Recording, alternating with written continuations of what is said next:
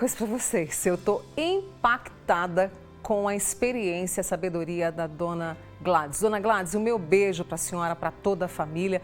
Uma célula do amor de Deus. Para mim, isso valeu a semana toda e valeu também para o meu convidado, um amigo meu que eu trago aqui hoje, o Dr. Fernando Matar, geriatra, que topou na hora falar sobre essa longevidade, esse envelhecer. A Dona Gladys reúne tudo que a gente precisa para ter essa longevidade. Fernando, mais uma vez, obrigada. Bom dia, eu que agradeço, sempre um prazer participar aqui contigo. Obrigada. Ela já disse tudo que nós iríamos comentar e que vamos comentar daqui para frente, né? Realmente ela é um exemplo de como chegar aos 100 anos, né?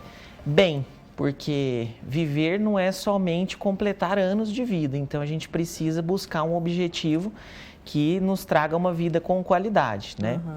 E eu acho que vale a pena nós começarmos esse papo sempre explicando que o nosso corpo, se nós formos dividirmos em grandes grupos, né, nós teremos o envelhecimento com doenças, que é a senilidade, e as mudanças que podem vir com o envelhecimento, mas que são naturais do organismo, sem doença, que é a senescência, né?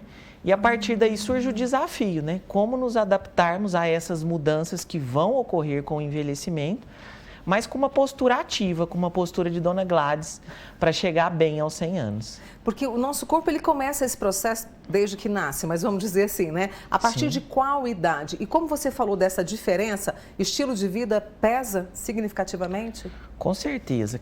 Cada órgão vai ter a sua alteração com o passar dos anos, alguns mais precoces, outros mais tardios, né? E isso tudo vai gerando uma baixa de reserva e algumas mudanças constitucionais. Então é importante, isso varia muito de pessoas para pessoas, que a gente entenda para cada pessoa essas reservas, o que eu ainda posso e consigo fazer com segurança e o que eu preciso me adaptar para continuar fazendo também com segurança. E aí, quando eu falo dessa variabilidade, é óbvio que entram as medidas preventivas, né? Então, eu sempre gosto de falar, por exemplo, a Dona Gladys comentou sobre a questão da caminhada, né? Que ela anda devagarzinho. Isso, que ela anda devagar, mas ela citou que ela faz compras, né, com as próprias pernas, que ela cuida da casa dela e nós vimos um vídeo dela dançando, né?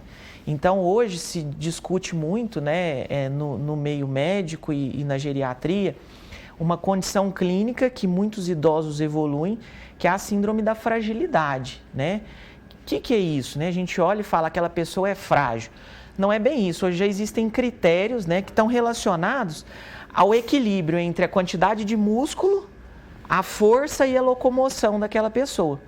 Então, quando a pessoa começa a ter muita exaustão, muita fraqueza para se movimentar, perda de força, são sinais que levam o médico a suspeitar dessa síndrome de fragilidade.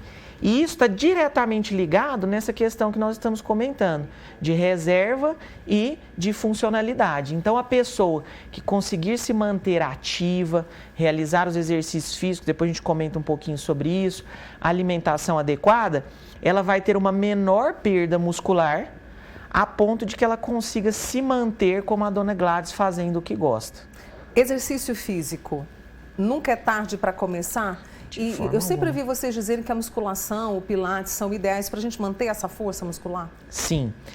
Hoje a gente usa um termo assim para ser mais genérico e não em um único tipo de exercício. Tem que ter exercício contra a resistência. Ou seja, tem que envolver alguma coisa de força. Isso não significa impacto, eu não preciso de ter impacto nas articulações, mas eu preciso ter resistência.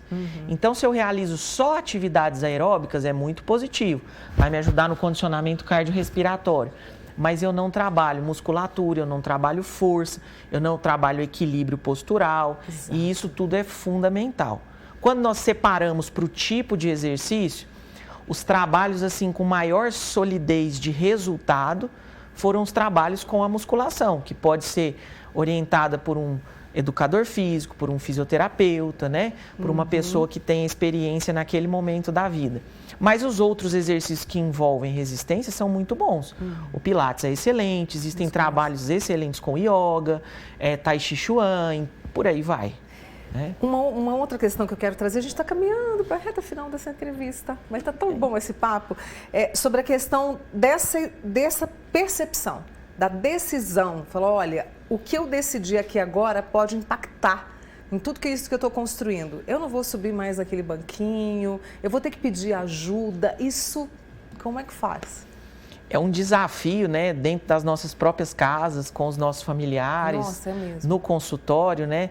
Mas eu costumo sempre dizer assim, ó, ao longo da vida, mesmo quando mais jovens, nós não temos que nos adaptar com algumas coisas.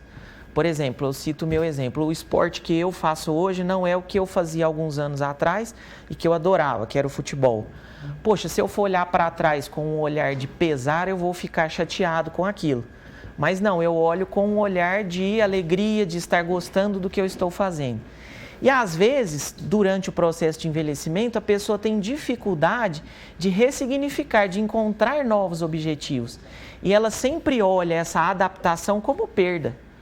Então, se hoje eu preciso me locomover com o apoio de um Uber, por exemplo, eu não estou perdendo algo na minha vida, eu me adaptei àquilo. E ganho outra coisa. E ganho outras coisas. Mas para que eu tenha essa visão, eu cito 3 fatores muito importantes que a dona Gladys colocou ali.